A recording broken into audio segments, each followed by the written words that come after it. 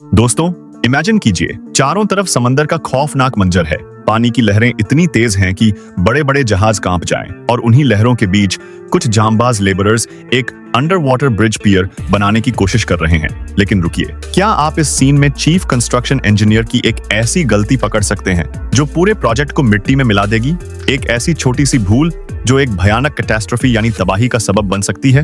Under water construction सुनने में जितना एक्साइटिंग लगता है, रियलिटी में ये सिविल इंजीनियरिंग का सबसे खतरनाक और चैलेंजिंग टास्क है। आज हम इंजीनियरिंग के उस राज से पर्दा उठाएंगे जिसे देखकर आप दंग रह जाएंगे। क्या वो ब्रिज पियर टिकेगा या पानी का दबाव सब कुछ खत्म कर देगा? चलिए शुरू करते हैं इस अद्भुत सफर को। लेकिन आगे बढ़ने से पहले आपसे एक छोटा सा निवेदन है। अगर आप हमारे चैनल पर नए हैं तो इसे कृपया सब्सक्राइब जरूर कर लीजिए, और अगर वीडियो अच्छा लगे तो लाइक करना मत भूलिएगा। अंडर वाटर कंस्ट्रक्शन का असली सच, पानी से बचना ही सोल्यूशन है।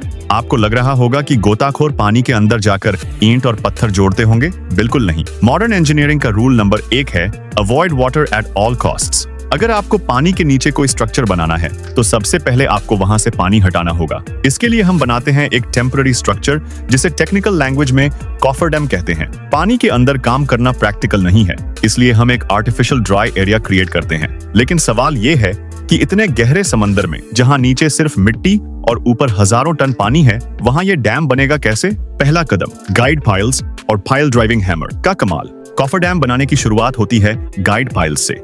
ये बड़े बड़े स्टील के पोल्स होते हैं जो कंस्ट्रक्शन एरिया के चारों तरफ लगाए जाते हैं। इनका काम होता है आगे बनने वाली दीवार को रास्ता दिखाना। इन्हें जमीन के अंदर धंसाने के लिए एक बहुत ही powerful pile driving hammer machine का यूज होता है। अब यहाँ एक बहुत ही इंटरेस्टिंग मैकेनिज्म काम करता है। ये मशीन सिर्फ पाइल्स को ऊपर से ठोकती नहीं है, बल्कि ये वाइब्रेशन का यूज करती है। अगर आप ध्यान से देखेंगे तो मशीन में 2 काउंटर रोटेटिंग एक्सेंट्रिक वेट्स होते हैं। इनका काम होता है मशीन में तेज वाइब्रेशंस पैदा करना, जिससे मिट्टी लूज हो जाती है और पाइल मक्खन की तरह जमीन के अंदर चली जाती है।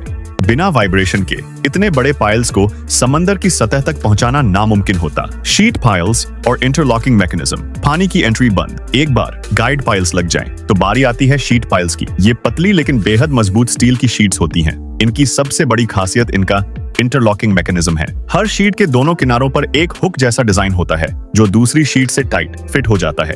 इसका फायदा यह है कि पानी की लीकेज ना के बराबर होती है। इंजीनियर हमेशा कॉर्नर टू सेंटर का ऑर्डर फॉलो करते हैं ताकि अलाइनमेंट परफेक्ट रहे। इन शीट पाइल्स को तब तक नीचे धंसाया जाता है जब तक ये नीचे मौजूद पक्की चट्टान तक ना पहुंच जाए। इस पूरे काम में बार्ज हमारा साथ देता है, जो सारी भारी मशीन्स और मटेरियल को कैरी करता है। जियो टेक्निकल स्टडी, जमीन की फितरत जानना जरूरी है। लेकिन दोस्तों, शीट पाइल्स लगाने से पहले एक बहुत बड़ा असाइनमेंट पूरा करना होता है, जियो टेक्निकल स्टडी। इंजीनियर को यह जानना होता है कि समंदर के नीचे की मिट्टी कितनी मजबूत है। क्या वो ब्रिज का वजन सह पाएगी? इसके लिए कॉन पेनिट्रेशन टेस्ट (CPT) किया जाता है।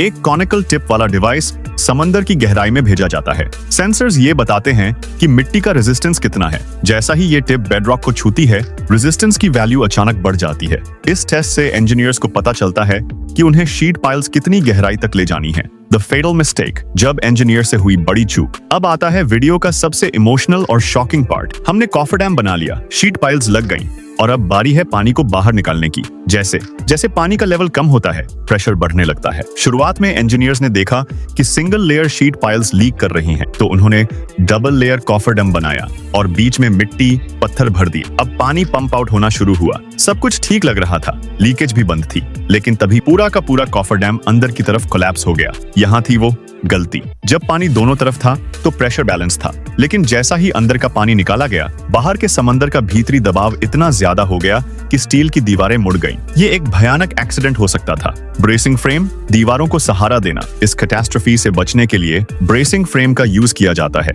ये स्टील का एक मजबूत पिंजरा होता है जो शीट पाइल्स के अंदर लगाया जाता है। इसमें वेल्स, स्ट्रट्स और ब्रेसेस होते हैं। ये हॉरिजॉन्टल स्ट्रट्स दीवारों को बाहर से लगने वाले प्रेशर के खिलाफ सपोर्ट देते हैं। अब जब पानी निकाला जाता है तो ये स्ट्रक्चर दीवारों को हिलने भी नहीं देता। अब हमारा कॉफर डैम सुपर स्ट्रॉन्ग बन चुका है। सीपेज का खतरा, यू शेप का जादू। पानी तो निकल गया, लेकिन एक और दुश्मन बाकी है, सीपेज। हमारे एक्सपेरिमेंट में देखा गया कि पानी नीचे से यू शेप बनाकर अंदर आने की कोशिश करता है। क्योंकि बाहर पानी का प्रेशर ज्यादा है और अंदर जमीन सूखी है, पानी मिट्टी के नीचे से रास्ता बनाकर ऊपर आता है। इससे निपटने के लिए पंप्स को लगातार चालू रखना पड़ता है। लेकिन सिर्फ पंपिंग काफी नहीं है, हमें एक परमानेंट सॉल्यूशन चाहिए था, जिसे कहते हैं कंक्रीट सील कोर्स और क्लैमशेल बकेट्स। अब हमें कॉफर डैम के फ्लोर को सील करना है। सबसे पहले एक क्लैमशेल बकेट की मदद से अंदर की फालतू मिट्टी निकाल दी जाती है जब तक हम बेडरॉक तक ना पहुंच जाएं। ये एक्सकवेटर से चलने वाला बकेट देखने में काफी कूल लगता है, लेकिन इसका काम बहुत मेहनत भरा है। एक बार जमीन साफ हो जाए तो असली फाउंडेशन का काम शुरू होता है। ट्रेमी मेथड, पानी के अंदर कंक्रीट पोरिंग का राज। अब सवाल ये है कि जहां नीचे से पानी सीपेज हो रहा है, वहां कंक्रीट कैसे टिकेगा? यहाँ काम आता है ट्रेमी मेथड। इसमें एक हॉपर और एक लंबा सेगमेंटेड पाइप होता है। एक खास तरह का सीमेंट यूज किया जाता है जिसे हाई वर्केबिलिटी सीमेंट कहते हैं। पाइप के नीचे एक प्लग लगाया जाता है ताकि पाइप के अंदर पानी ना जाए। जब पाइप को एक झटके से उठाया जाता है तो कंक्रीट बाहर निकलता है और पानी को ऊपर की तरफ धकेल देता है। पाइप का निचला हिस्सा हमेशा कंक्रीट के अंदर डूबा रहना चाहिए ताकि नया कंक्रीट पानी से मिक्स होकर कमजोर ना हो जाए। ये कंक्रीट सील कोर्स एक मजबूत फुटिंग का काम करता है। ब्रिज पियर की कंस्ट्रक्शन, रीढ़ की हड्डी। एक बार जब सील कोर्स सूख कर पत्थर जैसा हो जाता है तो सीपेज पूरी तरह रुक जाती है। अब इंजीनियर्स ब्रिज के फुटिंग शाफ्ट के लिए high quality reinforced steel bars यानी सरिया का जाल बिछाते हैं, क्योंकि ये स्ट्रक्चर सालों साल पानी में रहेगा, इसलिए मटेरियल की क्वालिटी बेस्ट होनी चाहिए। इस स्केलेटन में कंक्रीट भरा जाता है और लगभग 14 से 28 दिनों तक इसे क्योर होने के लिए छोड़ दिया जाता है। फाइनल टच, कॉफर डैम का खात्मा। जब ब्रिज पियर पूरी तरह अपनी स्ट्रेंथ गेन कर लेता है तो कॉफर डैम का काम खत्म हो जाता है। अब ये सिर्फ एक आइसोर यानी बुरा दिखने वाला ढांचा है, लेकिन इसे पूरा निकालना खतरनाक हो सकता है क्योंकि ये फाउंडेशन को डिस्टर्ब कर सकता है। इसलिए इंजीनियर्स शीट पाइल्स को कंक्रीट सील के लेवल तक काट देते हैं और इस तरह तैयार होता है एक विशाल और मजबूत ब्रिज पियर जो लाखों टन का वजन सहने के लिए तैयार है। इंडियन पर्सपेक्टिव, हमारे देश की इंजीनियरिंग का जज्बा। दोस्तों, अगर हम अपने प्यारे देश भारत की बात करें तो हमारी इंजीनियरिंग भी किसी से कम नहीं है। हमारे देश में इतनी विशाल नदियां हैं जो बारिश के मौसम में समंदर जैसा रूप ले लेती हैं। ऐसी जगहों पर ब्रिज बनाना किसी चमत्कार से कम नहीं होता। हमारे इंजीनियर्स दिन रात ऐसी ही मुश्किल टेक्निक्स का यूज करके देश के कोने कोने को कनेक्टिविटी से जोड़ रहे हैं। जब हम उन बड़े ब्रिजेस से गुजरते हैं तो शायद हमें एहसास भी नहीं होता कि पानी के नीचे कितनी बड़ी जंग लड़ी गई है। ये ब्रिजेस सिर्फ सीमेंट और सरिये का ढांचा नहीं, बल्कि हमारी तरक्की की निशानी है। हम सबको अपने देश के उन लेबरर्स और इंजीनियर्स पर गर्व होना चाहिए जो अपनी जान जोखिम में डालकर ये मुश्किल काम अंजाम देते हैं।